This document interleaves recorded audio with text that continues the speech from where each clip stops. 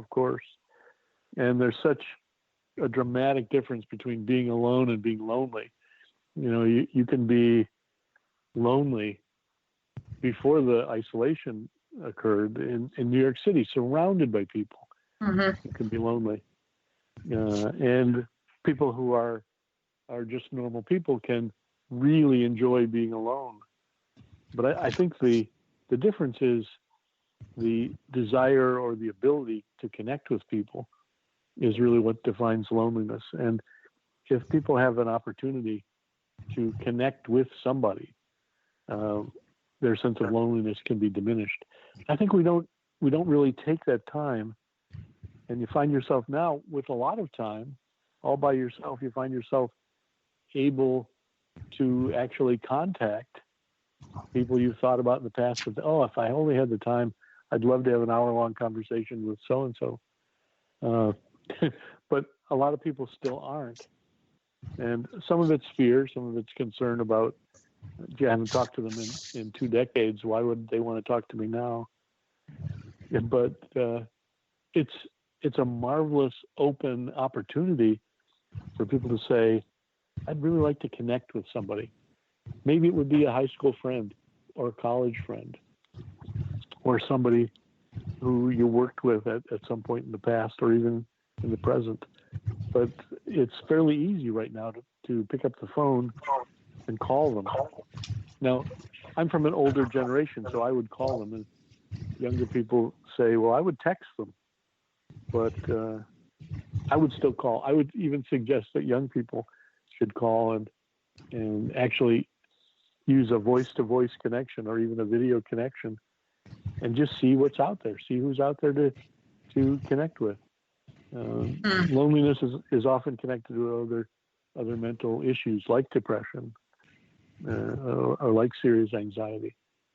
But sometimes just the smallest movement makes a connection and changes your view of the world. I imagine too, Ron, I've seen a lot of this happening where people, even just through watching the news, are starting to feel respect for, pay attention to groups of people they may have taken for granted for a long time. People like teachers, truck drivers, food service staff, cleaners and janitors, delivery people. I think medical personnel probably get more credit all the time, but nonetheless, they're certainly working overtime now. And even if somebody doesn't have the inclination or doesn't have the gumption to reach out to someone, could it help them stay sane just to feel appreciation and gratitude toward these people they're seeing on the news? Oh, I think absolutely. One of the most stunning things, I think, in this virus is that we've discovered that the people we pay the least, are the people who keep the whole economy going. And just from a practical point of view, they deserve our respect. But the people who go into work at the grocery store, for example, and have to face an all-day crowd of people you have no idea, are they ill or not? Right. They do this and keep the food supply going. Yes, absolutely. We should be saying, thanks for taking these risks for us. Thank you for being there and making sure I can shop and get all the toilet paper I need. Right. Well, on the flip side, I know there's also a lot of consternation, conflict, very strident points of view about our local and national political leaders, global political leaders and organizations. So what do you think, how do you choose who to listen to? Do you tune into your favorite news channel with your slant or orientation? Do you, and then when do we choose to either listen to our leadership, people in official leadership positions, and when should we trust our own intuition and gut? It's a really tough question in the midst of a lot of unknowns. For the virus and the things we should be preparing for, we don't know so many things. We guess, but we don't know so many things. I would say in listening to a lot of different people, from both left and right wing, over the last month. The people who are closer to the science and the mathematics are more reasonable to listen to than people who are just making things up. If you hear people say, this is no worse than a regular cold, you know that's not true. The whole world would not shut down for a cold. We hear people say this was all produced to embarrass the president. Well, what are we doing in Singapore and Spain and Italy? That has nothing to do with the president. So we know those kinds of things are simply not true and should not pay attention to people who continue down that path. Now, there were a lot of people who had an opinion early on in the virus that said, well, it's not that big a deal. It's not that scary. And at that point, it was not that scary. But if they're still saying that now, then, you really shouldn't pay much attention to them. I don't want to get into the actual names of the people of course that I would listen to, but I would say that the scientists have more to share that's useful than the people who are just talking heads. And when you listen to somebody, you can trust somebody who mentions that they had a failing. When somebody says, whoa, I started off with this and I was wrong, here's what I know now, they're going to have more to share that's useful than the people who say, I just never make a mistake. I was on this from the whole way. Nobody was on it from the whole way.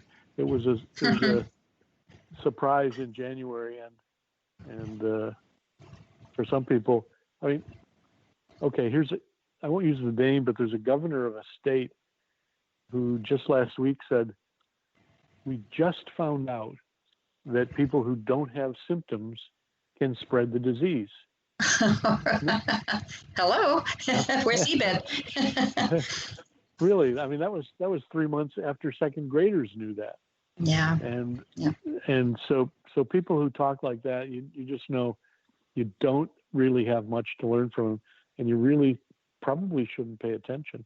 When they decide, as people are deciding now, to open up states, to open up businesses, to call things like hair salons and nail salons and wrestling essential businesses, you've got a problem. Really, for sure. Yeah. Now, our problem is, Ron, we're getting close to running out of time. So I want to have you let people know where they can reach you if they'd like some coaching from you to maintain their sanity or keep their business on an even keel as a coach.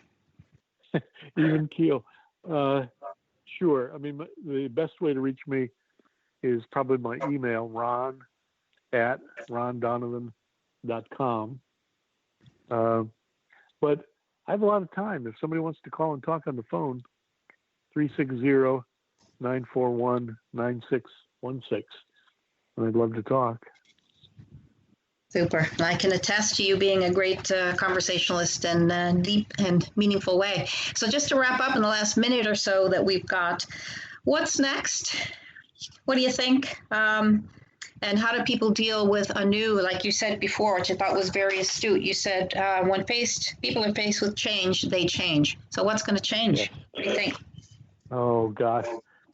I want to be wrong about this, but here's what I think. I think that this virus is going to be current and changing and disrupting things for at least the next year, maybe 18 months. And the things that will change will be a little bit more opening into getting together in small groups, 3 or 4.